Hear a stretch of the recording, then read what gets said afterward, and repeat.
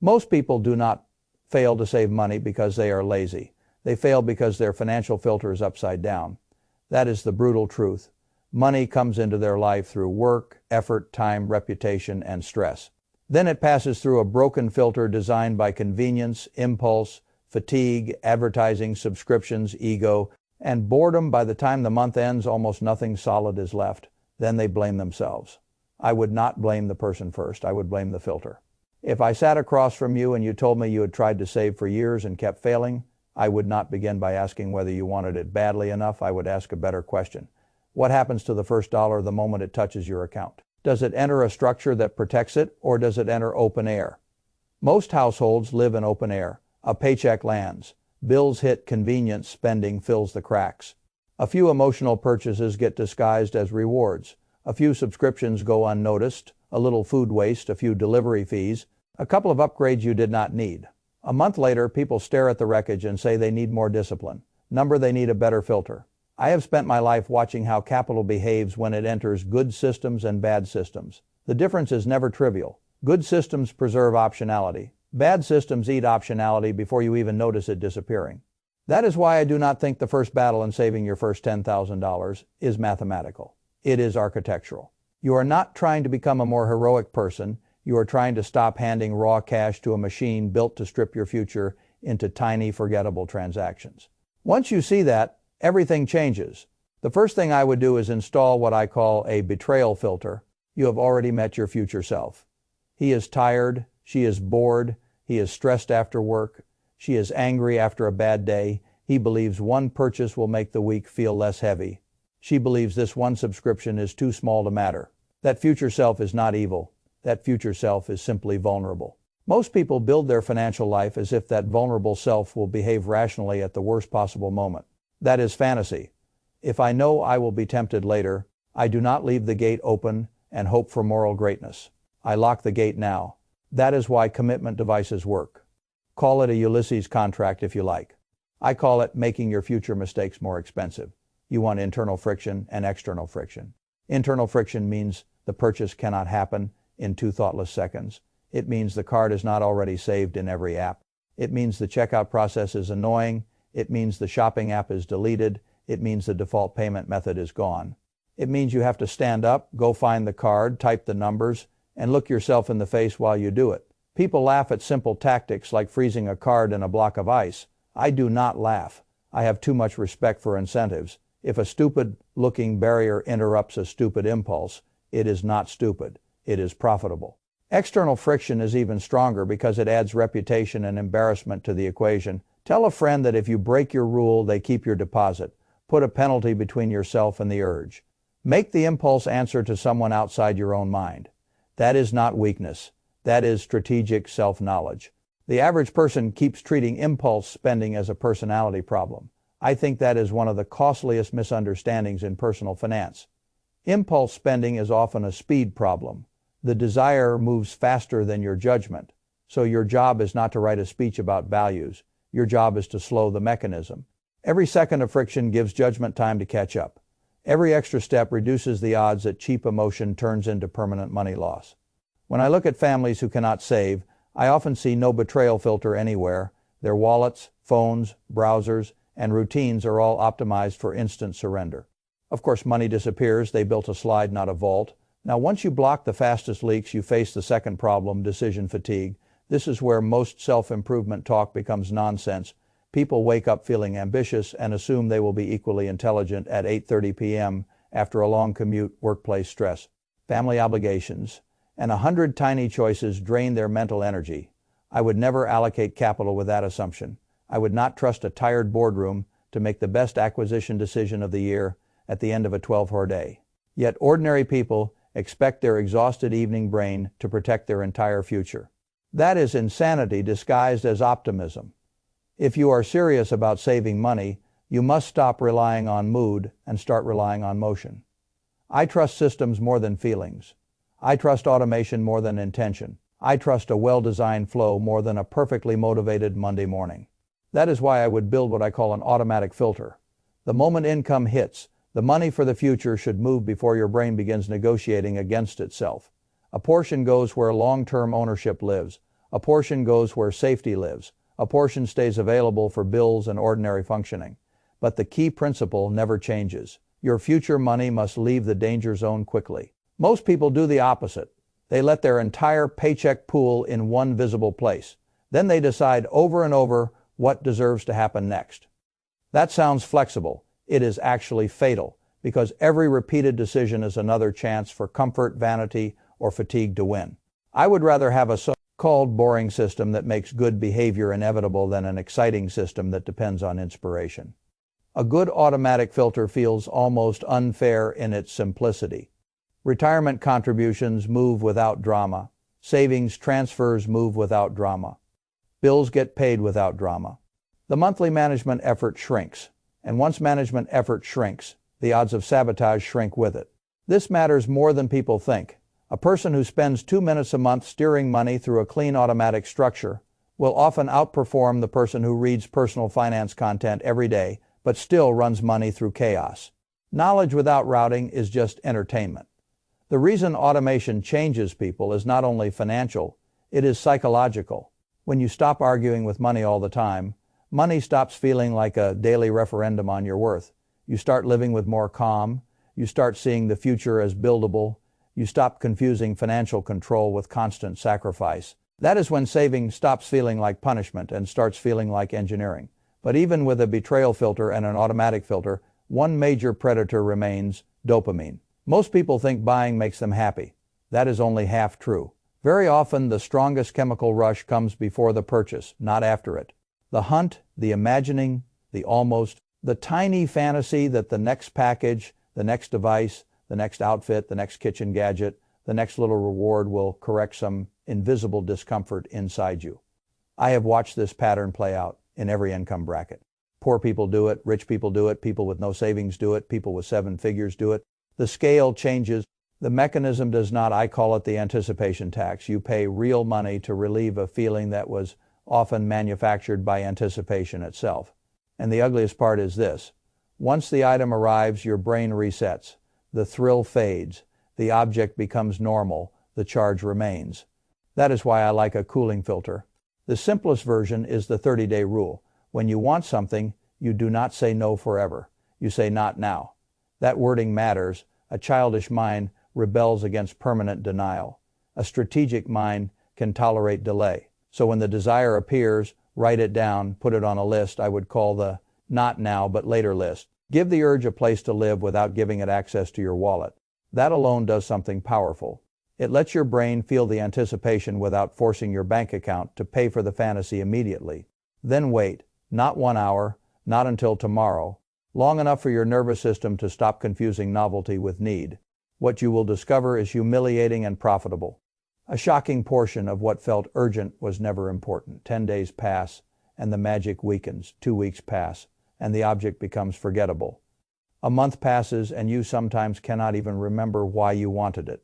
That is not deprivation. That is truth revealing itself. The cooling filter does not just save money, it teaches you how often desire is fake. And once you learn that lesson, a great deal of consumer culture loses its power over you. You stop treating every spike of interest as a command. You start acting like an owner instead of a target. Now, there is another leak people underestimate because it hides inside ordinary life. Replacement drift. People buy as if every new object is innocent.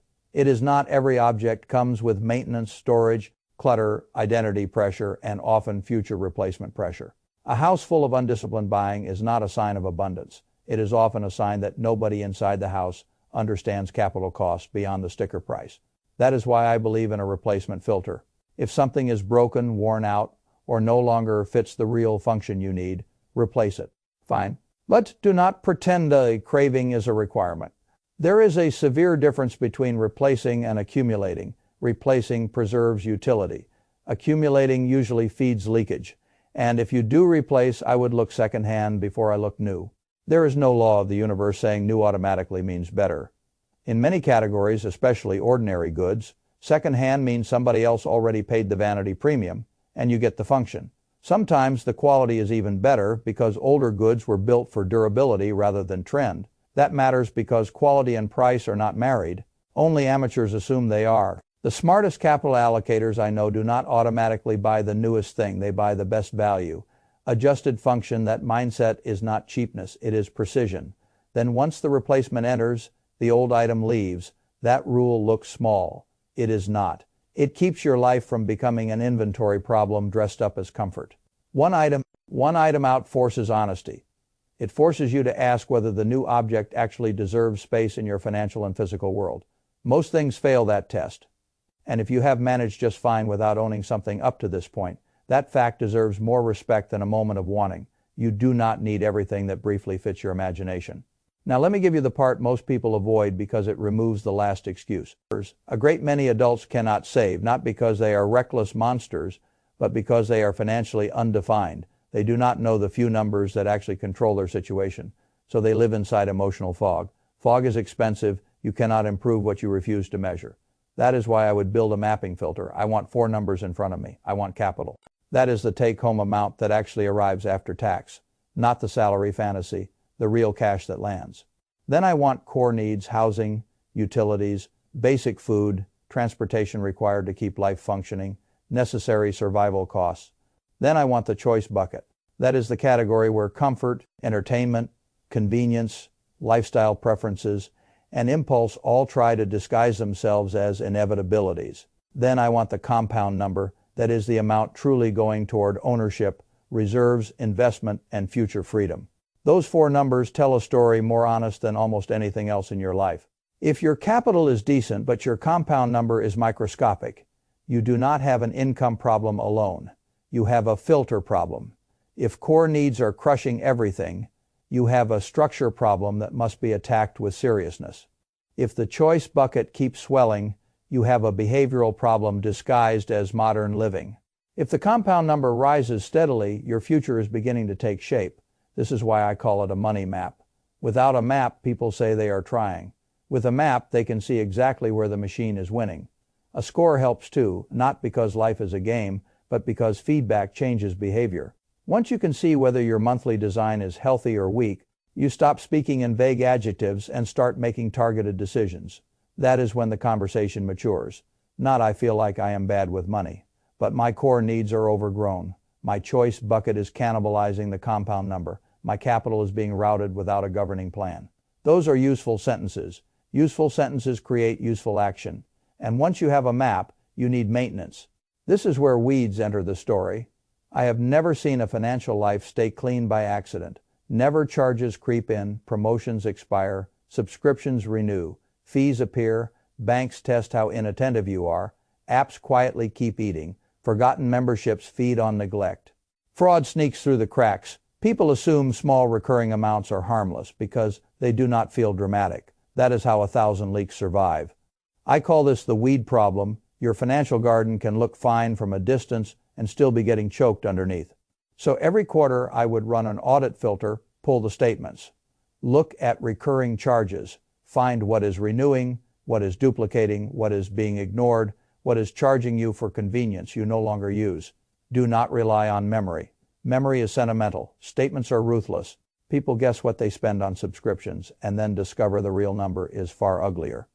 That is not rare. That is ordinary. Neglect always underestimates cost. And once you find the weeds, pull them aggressively, cancel what no longer serves a real function, negotiate where you can ask for the fee reversal. Ask for the refund, ask for the cheaper tier. Most people leave money on the table because they are embarrassed to ask one practical question. I have no reverence for useless fees. I would rather keep the capital. The quarterly audit does something bigger than cut costs. It reminds you that your financial life is alive. It is not a static spreadsheet. It grows in the direction of the incentives around it. If you do not prune it, others will harvest it. That principle applies everywhere.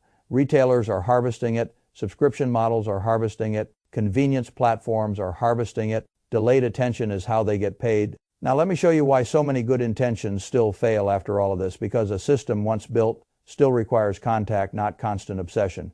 But contact, many people tell themselves they will watch spending more carefully. Then they try to bolt this new behavior onto a life already running on autopilot. It feels unnatural, annoying, and easy to forget. A week later, the good intention is dead. That is why I like what I call an anchor filter. You attach the money habit to an existing brainless habit. You do not build the behavior in empty space. You piggyback it onto something already rooted. While the coffee brews, check yesterday's transactions. When you brush your teeth at night, glance at upcoming bills. After you feed the cat, move a small amount to savings. When you sit down for your commute, open the budget app before opening entertainment. The money habit becomes a shadow attached to an existing rhythm.